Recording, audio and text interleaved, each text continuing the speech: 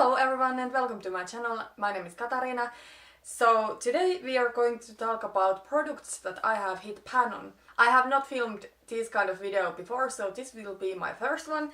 And I have actually been thinking that this is a little bit unfair because you can only hit pan on product that is either like pressed powder product or a cream product in a jar or in a pan, but you know, for example, lipsticks, you cannot measure how much you have used it, like by hitting pan, you have to think about something else. But anyways, these are all the products I have hit pan on. Okay, so I do have two pressed powders here, and this is one example where I think it is a little bit unfair. One thing with pressed powder for me is that I feel I need to use so much more than loose powder, because I feel with loose powder just a small amount makes my skin so smooth.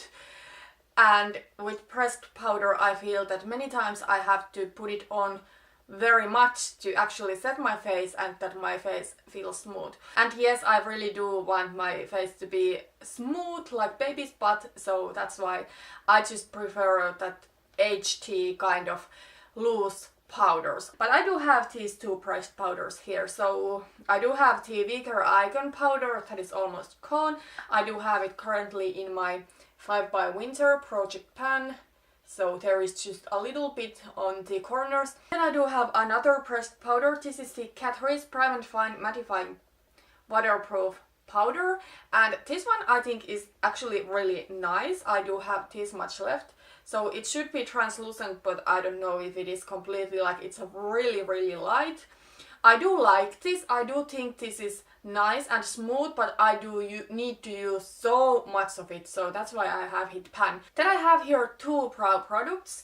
So first is the Anastasia Beverly Hills DipBrow Pomade that I have in Taupe. I have used it today with the another product I'm going to share in a moment.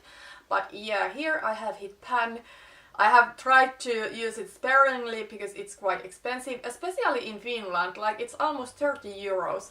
So I should order a new one from Beauty Bay. For me, pomade is a brow product I really enjoy if I want to go for a bold brow. I also do love pencils on more natural brow days, but for example today, because I went on like with full glam look, I wanted to go on with super strong brows, so I absolutely do love this. And I think this you can wear alone.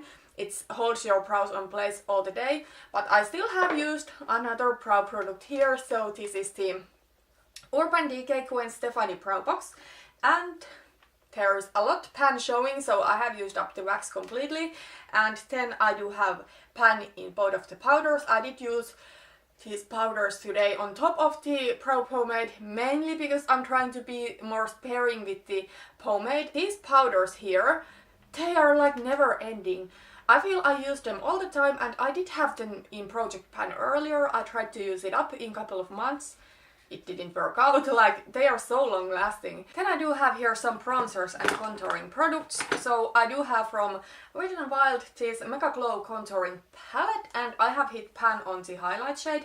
I don't know if you can see the pan, there is so little bit of it showing, but there it is. I have used it to set my under eyes and my eyeshadow primer, so there is pan showing there. I really do like this. This is so smooth, so blendable. Really good quality in my opinion. Then I have hit pan on some bronzer, so I do have here this Essence Sun Club Matte Bronzing Powder over here. So Essence has the worst packaging ever, it always breaks. But here is the bronzer. As you can see, there is quite much pan showing. This is really light bronzer. This is the lighter skin, by the way. I also do have the deeper skin. I bought it recently, but I don't like it that much. It's a little bit deeper and I feel it's just a little bit too orange. This one is also like warmer side, but I still feel it's not orangey, so I do really enjoy it when I am at my palest. Then I do have a bronzer that is many people's favorite, so this is the Physicians Formula Butter Bronzer. I don't love this, I don't hate it either, but it's not my favorite. I think it's pretty bronzer. First, I do not love the smell of it. Mine doesn't smell anything anymore. I think it's because it's so old. I have had it for a couple of years. Here is the swatch. It's alright, but it's not my favorite, and I hate this packaging. I think this is so bulky, it's so unnecessary, and it's also ugly in my opinion. I mean, the packaging is ugly, not the bronzer, but Yeah, I do think it's a nice bronzer, but I prefer the Essence bronzer if I want to go for a light bronzer. Then I do have my favorite product ever to contour with, so this is the Balm Bahama Mama, and there is quite much pan showing on. This is actually quite old. I have had it for 3 years now. I think I should try to use it up completely and then buy a new one because it starts to be quite old, but it still works. It is like cool toned brown, but it's not like grayish ashy looking, so I really do enjoy this. Sometimes I feel cool contour shades are too grey for my skin tone, and sometimes they do have some weird red plummy undertones, but this one is very beautiful. Then I do have here 2 blushes, and both of these I do have actually in Project Pan. So I do have my oldest blush here, so this is the Beauty Without Cruelty Mineral Duo Blusher, and it is in shade Radiant Rose, and it doesn't have pan because I love it so much. It does have a pan because I need to pack this on so much to get it show. I actually think it's expired, and I think I'm going to take it out of my project pan if I'm not even going to continue my project pan. So I'm talking about my project 10 pan roulette, and while I do love project panning, I think I maybe want to quit that project. I have to think about it. I'm going to make a decision about that project in a couple of weeks, but you know, for now, maybe I rather want to do panning collabs because I have found this panning community in YouTube and it's so awesome, and panning is one of those things you don't have to do alone. But anyways, this one is expired and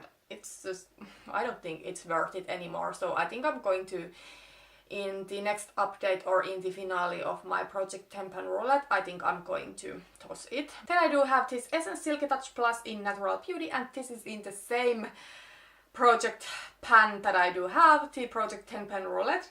So I have hit pan. I actually hadn't hit pan in my last update, so now you can see that there is pan here.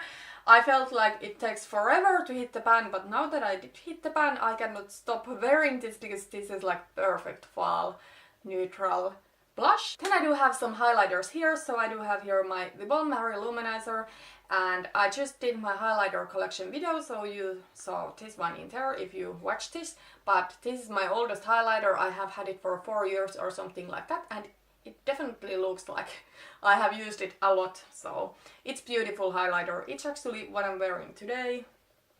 Then I do have very similar highlighter to that one in this theBalm Balm Voyage 2 palette, so it is called Kuvakari Bishha. I have no idea how it should be pronounced, but there is some pan showing on. I usually don't pack a lot of highlighters with me when I am traveling because I feel this goes with so many different things, and because I don't have single highlighters that much. I do have most of my highlighters in palettes, and I don't want to take highlighting palettes with me, so that's why I usually use this highlighter when I'm traveling, and that's why there is pan, but it is beautiful. Then I do have 2 pans in highlighters in this BH Cosmetics Carli Bybel Deluxe Edition palette. So there is pan in this golden highlight, and I'm really surprised about it. I actually talked about it in my highlighter collection video because this is one of the deepest highlighters in my collection that I actually can pull off, and I wouldn't even wear it anymore. Like when I do have tan, I like to use it, but not otherwise. Then I have hit pan on this white highlighter, so for a quite long time it was my only white highlighter, and I enjoyed it last winter, so I did hit a pan, and these are not that big highlighters, these 4 in the bottom. Then there is 3 eyeshadow palettes in my collection where there is pan showing. So first is of course my Panted palette, and this is my first Panted palette that I'm doing this year, so it is the BH Cosmetics Carli Bybel palette. There is not any change after my update. As you can see, there is a lot of eyeshadows I have used up completely, there is a lot of pans, and there is 2 highlighters I have used up completely. Then I do have here a newer palette, but this is also from BH Cosmetics, so it is the BH Cosmetics Modern Mattes palette, or it is newer for me, I mean. So I have hit pan here on this shade. It's like beige. I think it goes with so many different looks as transition shades, like no matter if I want to go for a warm look or for a cool toned look or for a colorful look, it just works so well.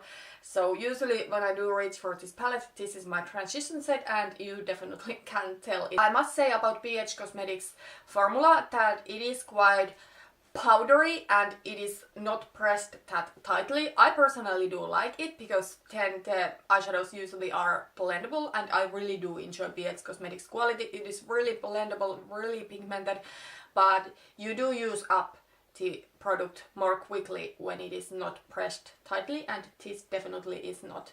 So that's why there is pan showing, even though I have had this palette only for 6 months or a little bit over. Then I do have here one little bit more high-end eyeshadow palette, or I don't think this is high-end, it's kind of like mid-range, but I do have here the Balm Matte Nude palette. So I have hit pan actually on 2 shades, so the White Matte Malloy and the Salmony Matte Shine. So yeah, I'm actually really excited. This is one of the oldest palettes in my collection. Actually this one and the Too Faced Chocolate Bar are the oldest. I bought them at the same time. So yeah, I have used those shades a lot. I think this Salmon is so great transition shade again to my skin tone, especially if I want to go for more cool toned look or for something pinky. And this Matte Malloy, this white shade, is something I use very often as brow bone highlight, especially when I am at my palest or if I'm going for a cool tone to look. So there is quite much pan, and what I'm really excited about is that these pans are huge. They are not like normal size pans, they are huge, and I have been able to hit pans, so it shows that this palette has gotten a lot of love. Actually this one is not as good anymore what it used to be. It's definitely more dry and more powdery formula. It used to be more creamy, so I think I have learned my lessons not to buy that much eyeshadow because eyeshadow does expire. I have had this one now for 3 years, so I did buy it in 2015. This one I really do enjoy. It's not like I'm going to pan this palette ever because, you know, these are so huge and I don't enjoy all of the shades, but yeah, it really makes me happy to see those pans there. Hi everyone, it's Katarina talking. So I completely forgot about my e.l.f. Matte for Matte eyeshadow palette, so I have hit pan on 2 shades on this palette. I have hit pan on the light cream shade that I often use as brow bone highlight, and also on the Salmony shade that I use as transition shade. I do take this palette often with me when I'm traveling because it is so small and compact, so that's why it has gotten a lot of use. Okay, so that was everything for today's video. Those were all of the products I have hit pan on. If you did like this video, please put thumbs up. Thank you so much for watching and see you in my next video. Bye bye.